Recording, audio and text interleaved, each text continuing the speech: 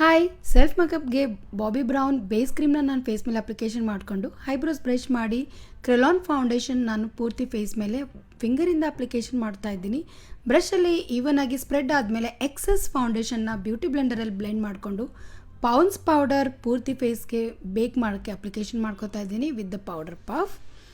Application ಆದಮೇಲೆ brown colour eye shadow outer corner to inner corner ಸ್ವಲ್ಪ ಲೈಟಾಗಿ ನಾನು ಬ್ಲೆಂಡ್ ಮಾಡ್ಕೊಂಡಿದ್ದೀನಿ.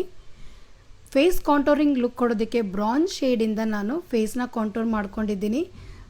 ನೋಸ್ ಶಾರ್ಪ್ ಕಾಣೋದಕ್ಕೆ ಸ್ವಲ್ಪ ಕಾಂಟೋರ್ ಆಗಿದೆ, ಇದರಿಂದ ಫೀಚರ್ ಶಾರ್ಪಾಗಿ ಕಾಣಿಸುತ್ತೆ.